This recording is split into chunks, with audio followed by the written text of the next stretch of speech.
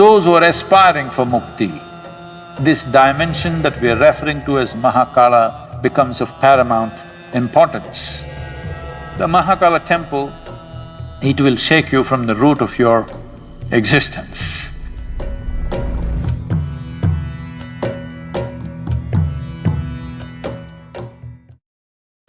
Shiva is a god who should not be named, because to name him is to limit and curtail him. At the same time, the sum of his many names also bring out the indescribable mystery of who he is, or indescribable mysteries of what this creation is, of his various forms. Kala or Mahakala is an important, at the same time a fierce form. As Mahakala, he is the lord of time. As Kala Bhairava, he is the destroyer of time. Kala means time. Time, as you experience it, is only the cyclical movement of physical existence. The earth rotates, it's a day. The moon goes around the earth, that's a month. The earth goes around the sun, that's a year. Everything that you know as time, including your watch, is all about cycles. Everything that's physical is cyclical in nature. From atomic to cosmic, everything that's physical is naturally cyclical in nature. And because of your physical existence, because of your involvement with the physical nature of who you are, you have a sense of time. As you sit here, because you have a body, it is keeping time. If you become free from the cyclical movement of life, then we say you are in mukti or absolute liberation. So those who are aspiring for mukti, those who are seeking absolute liberation, for them this dimension that we are referring to as Mahakala becomes of paramount importance.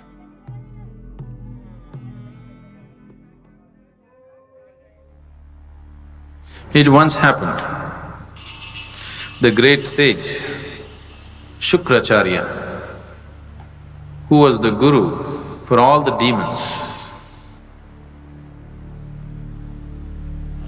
did a tremendous span of austerities in worship of Shiva, and Shiva had to appear. When he appeared, Shukracharya asked for immortality. Then Shiva said, that is not possible. All that is born has to die. Ask for something else. Then Shukracharya said, give me the power of rejuvenation, that any kind of wound, any kind of disease I can rejuvenate, give me that power. Shiva, being the ultimate healer, the master of all herbs and medicines, gave Shukracharya the Sanjeevani mantra, the mantra for rejuvenating people from any kind of disease or any kind of wound or injury. Once Shukracharya had this Sanjeevani mantra, the demons became excessively bold and they waged battle after battle. All the demons who fall down in the battle with any kind of grievous wound, Shukracharya just revives them with the Sanjeevani mantra.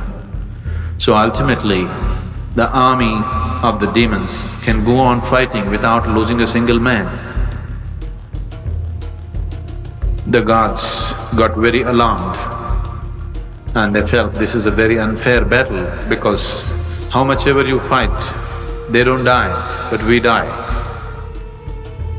So they went to Brahma. Brahma intervened with Shiva and said, "You have given this Shukracharya this kind of power, you must kill him. Otherwise, there will be a complete imbalance in the world. The demons have an unfair advantage over the gods." Then Shiva said, "There is no need to kill him, I will contain him." Then the battle between the devas and the demons was going on. Shukracharya was going about uttering the mantra and reviving all the demons from their injuries and wounds. Then across the horizon, a terrible creature, an ogress, whose name was Kritika, came in a hideous form. She was one of the Shiva Ganas. She came and sucked Shukracharya into her womb. And there he remained as a fetus. And he was contained, and a balance was set forth between gods and demons. A more fair and just battles were fought. Then Brahma was so amused and he thought, it is only Mahakala who can do this, that without killing the person, he can completely contain his life. Shukracharya remained in the womb of Kritika and his Sanjivani mantra became impotent. Or in other words, Mahakala froze time for Shukracharya, that he cannot move on.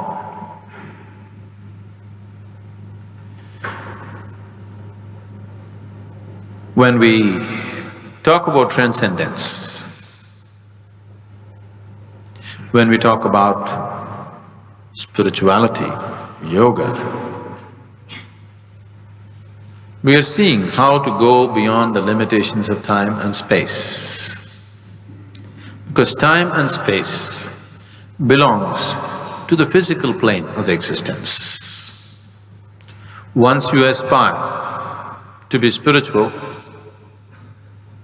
what it means is you're aspiring to be something more than the physical. Once you're something more than the physical, that means you're aspiring to be beyond the limitations of time and space.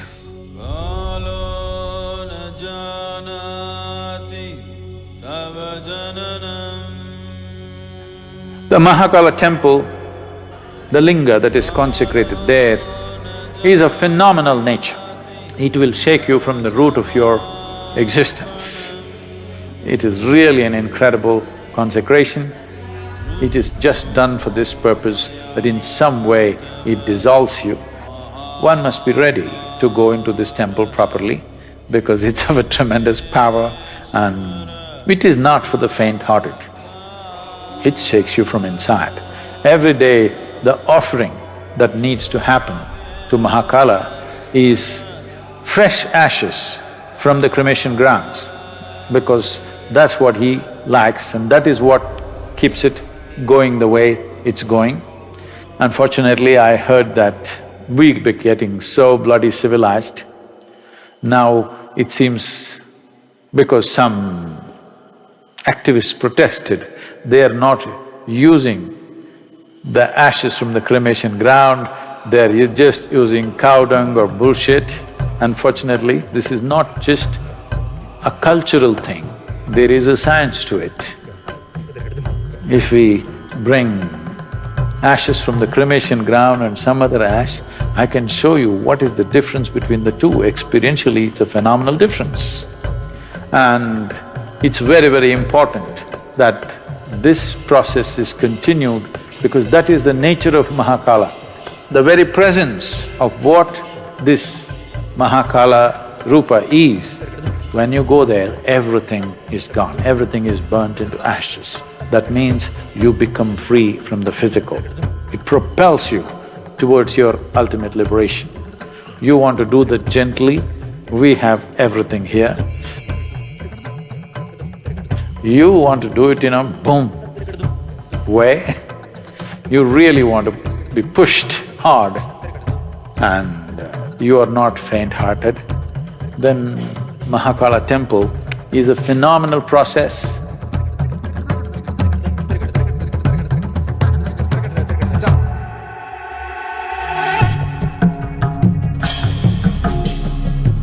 Your body should sleep, your mind should sleep, everything should sleep, but you must be awake. Every day, you have free enlightenment when you go to sleep. But the problem is you're unconscious. You master your mortality if you just manage to stay awake when you slip into sleep.